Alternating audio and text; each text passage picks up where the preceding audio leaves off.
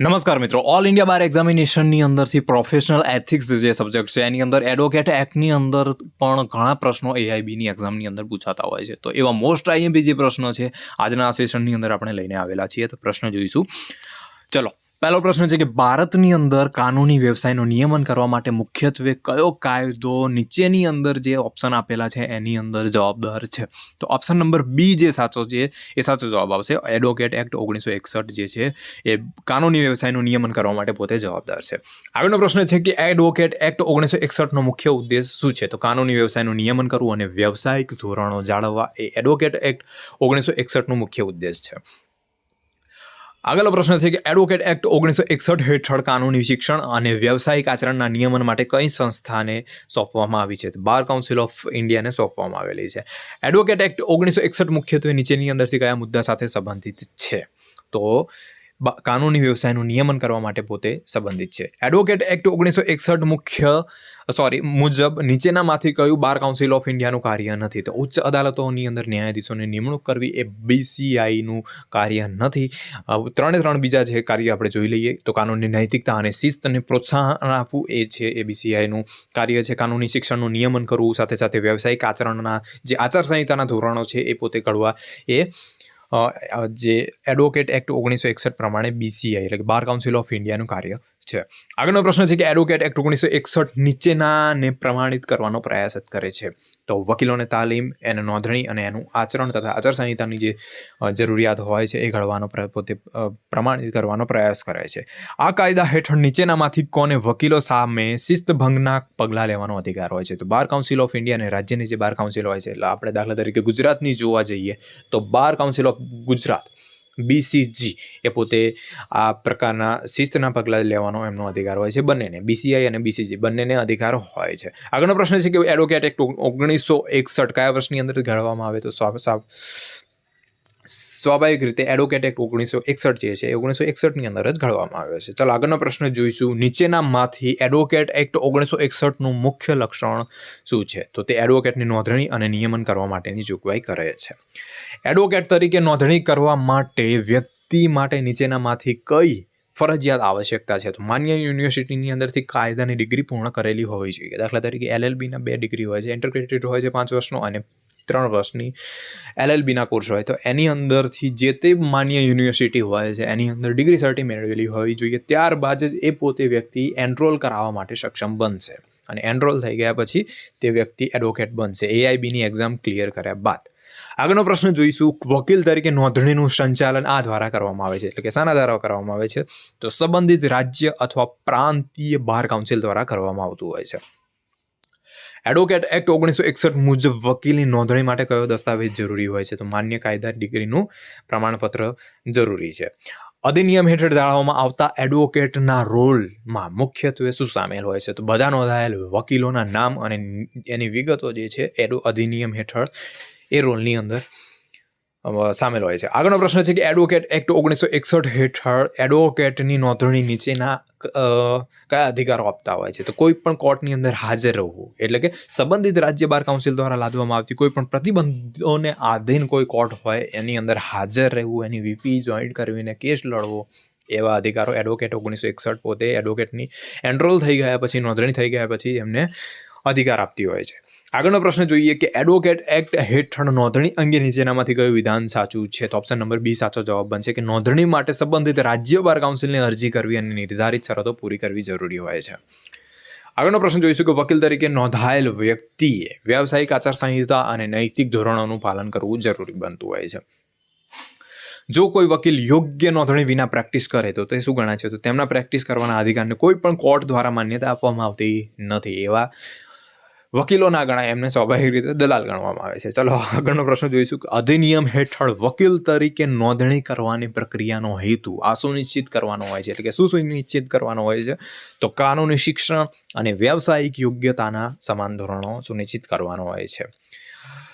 વકીલો માટે વ્યવસાયિક નીતિશાસ્ત્ર મુખ્યત્વે જરૂરી છે કે તેઓ પ્રામાણિકતા, સ્વતંત્રતા અને પ્રામાણિકતા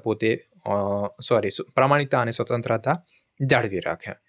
વકીલો માટે આચાર સંહિતા આ ફરજ પર ભાર મૂકે છે, એટલે કે કઈ ફરજ પર પોતે ભાર મૂકતી હોય છે? તો જાહેર હિત અને ન્યાયને પ્રોત્સાહન આપવું એના પર ભાર મૂકે છે. આગળનો પ્રશ્ન છે કે વકીલે હિતોના સંઘર્ષને ટાળવો જોઈએ. નીચેનામાંથી કયું આવા સંઘર્ષનું ઉદાહરણ છે? તો પરસ્પર વિશિષ્ટ હિતો ધરાવતા બે ગ્રાહકોનું પ્રતિનિધિત્વ કરવું એ એક પ્રકારનું સંઘર્ષનું અહીંયા ઉદાહરણ આપવામાં આવેલું છે. કાનૂની વ્યવસાયમાં ગુપ્તતાનો અર્થ એ છે કે વકીલે બધા ગ્રાહકના સંદેશા વ્યવહારને ખાનગી રાખવા સિવાય કે જ્યાં કાયદેસર રીતે અન્યથા ફરજિયાત કરવામાં આવેલી હોય તો. નીચેનામાંથી કયું વકીલનું કોર્ટ પ્રત્યે ફરજ છે?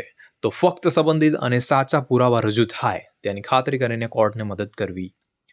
આગળનો પ્રશ્ન છે કે વ્યવસાયિક નૈતિકતા અનુસાર વકીલે આની અંદરથી દૂર રહેવું જોઈએ. તો વ્યવસાય માટે અપ્રામાણિક હોય તેવા કોઈ પણ વર્તનની અંદર સામેલ થવું એ ત્યારે આવી પરિસ્થિતિ સંજોગો અનુસરાય તો વકીલે આની અંદરથી દૂર રહેવું જોઈએ. વ્યક્તિગત હિત અને વ્યવસાયિક ફરજ વચ્ચેના સંઘર્ષનો સામનો કરતી વખતે વકીલે સંઘર્ષ જાહેર કરવો અને જો જરૂરી હોય તો પ્રતિનિધિત્વમાંથી પોતે પાછી ખેંચી લેવી. ચલો આગળનો પ્રશ્ન જોઈશું કે ક્લાયન્ટ પ્રત્યે વકીલની ફરજનો અંદર શું સમાવેશ થતો હોય છે? તો સક્ષમ અને મહેનતુ પ્રતિનિધિત્વ પૂરું પાડવું. વ્યવસાયિક નૈતિકતા હેઠળ વકીલે શું ટાળવું જોઈએ? તો વ્યર્થ અથવા તો હેરાન કરનાર કાનૂની દાવા કરવા એ વકીલે ટાળવા જોઈએ. કોર્ટ પ્રત્યેની ફરજના સિદ્ધાંત માટે જરૂરી છે કે દરેક વકીલે ખાતરી કરવી કે ન્યાયનું વહીવટ અવરોધાય નહીં. નીચેનામાંથી કઈ બાબત વકીલની તેમના ગ્રાહકો પ્રત્યેની પ્રાથમિક ફરજ છે? તો કાયદાની મર્યાદામાં ઉત્સાહપૂર્વક ક્લાયન્ટનું પ્રતિનિધિત્વ કરવું એ દરેક વકીલોની તેમના ક્લાયન્ટ પ્રત્યેની પ્રાથમિક પ્રાયોરિટી હોય છે. એમની પોતે પહેલી ફરજ ગણાય છે. એક એડવોકેટ ગુપ્ત માહિતી જાહેર કરી શકે છે જો પરિણામોની જાહેર થયા પછી ક્લાયન્ટ સંમતિ આપે તો.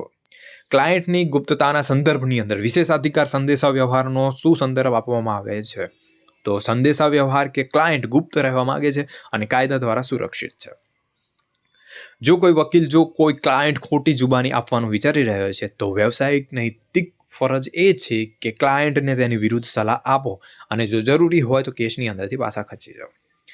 એડવોકેટ પાસે વફાદારીની ફરજ શું હોય છે? તો વ્યક્તિગત હિત કરતા ક્લાયન્ટના હિતને પ્રાથમિકતા આપવી. વ્યવસાયિક નૈતિકતા હેઠળ વકીલે ક્લાયન્ટ વતી વકીલાત કરતી વખતે ક્લાયન્ટથી સ્વતંત્રતા જાળવી રાખવી જોઈએ. આગળનો પ્રશ્ન જોઈશું કે કઈ પરિસ્થિતિની અંદરથી વકીલને ક્લાયન્ટનું પ્રતિનિધિત્વ કરવાની પાછી ખેંચી લે છે? જ્યારે હિતોનો સંઘર્ષ ઊભો થાય છે જેનો ઉકેલ લાવી શકાતો નથી ત્યારે વકીલે ક્લાયન્ટનું પ્રતિનિધિત્વ કરતો હોય ત્યારે એ વ્યક્તિએ પોતે પાછા જતું રહેવું પડતું હોય છે વકીલે. ક્લાયન્ટની ગુપ્તતા જાળવવાની વકીલની ફરજ આ પછી પણ ચાલુ રહેતી હોય છે. તો કેસ ઉકેલાઈ જાય છે એના પછી જ્યારે કેસનું સોલ્યુશન થઈ જાય છે એના પછી પણ વકીલે તેને આ ફરજ હોય છે કે ક્લાયન્ટની એમની સિક્રેટ જે હોય છે ગુપ્તતા પ્રાઇવેસી જાળવી રાખવી. કાનૂની વ્યવસાયની અંદર કોઈ જ જીત નહીં, કોઈ ફી નહીં, વ્યવસ્થા હાથ ધરવી જોઈએ. તો જ્યારે નૈતિક માર્ગદર્શિકા અને લેખિત કરારોનું કડક પાલન કરીને કોઈ જીત નહીં અને કોઈ ફી નહીં વ્યવસ્થાને હાથ ધરવી જોઈએ. જો કોઈ ક્લાયન્ટ વકીલને ભૌતિક તથ્યો છુપાવવા માટે સૂચના આપે છે તો વકીલે ક્લાયન્ટને કાનૂની પરિણામો વિશે સલાહ આપવી અને જો જરૂરી હોય તો પાછી ખેંચવી લેવી જોઈએ. કોર્ટ પ્રત્યે વકીલની ફરજ એ છે કે તેઓ હકીકતો અને કાયદા રજૂ કરવામાં નિખાલસ અને સ્પષ્ટ હોવા જોઈએ. કોર્ટ સાથેના વ્યવહારની અંદર વકીલ પાસેથી નીચેની અંદરથી કઈ અપેક્ષા રાખવામાં આવતી હોય છે? તો ન્યાયના યોગ્ય વહીવટની અંદરથી કોર્ટને મદદ કરવી. કેસ રજૂ કરતી વખતે વકીલે આ ટાળવું જોઈએ. તો અપ્રસ્તુત પુરાવા રજૂ કરવાનું વકીલે ટાળવું જોઈએ. જો કોઈ વકીલને ખબર હોય કે કેસની હકીકત જાણી જોઈને છુપાવવામાં આવતી છે એવું લાગે તો તેણે આ બાબત કોર્ટના ધ્યાન પર લાવવી જોઈએ, કોર્ટને જાણ કરવી જોઈએ. ન્યાય મળે તેવી ખાતરી કરવા માટે વકીલે શું ટાળવું જોઈએ? તો વ્યક્તિગત પૂર્વગ્રહને કેસની વ્યૂહરચના પર અસર કરવાની મંજૂરી આપવાનું વકીલે ટાળવું જોઈએ. એડવોકેટને આનો ઉપયોગ કરવાની મનાઈ છે. તો ખોટા પુરાવા અથવા તો ખોટી જુબાનીનો ઉપયોગ કરવાની મનાઈ છે. કોર્ટ પ્રત્યે ફરજની વિભાવના સૂચવે છે કે દરેક વકીલે ન્યાયના યોગ્ય અને ન્યાયી વહીવટની અંદરથી સહાય કરવી, ભલે તે ક્લાયન્ટના હિત સાથે વિરોધાભાસી હોય તો પણ. વ્યવસાયિક વર્તણૂક માટે જરૂરી છે કે વકીલે કોર્ટને આ રીતે ગણવી જોઈએ. તો ન્યાયની સંસ્થા જેને આદર કરવો જોઈએ. કોર્ટમાં વકીલનું વર્તન આ પ્રમાણે હોવું જોઈએ. તો શિષ્ટાચાર, સૌજન્ય અને આદર દ્વારા ચિહ્નિત હોવું જોઈએ. કોર્ટની અંદર સાથી વકીલ દ્વારા અનૈતિક વ્યવહારનો સામનો કરવામાં આવે ત્યારે વ્યક્તિએ યોગ્ય શિસ્ત અધિકારીની ગેરવર્તણૂકની જાણ કરવી જોઈએ.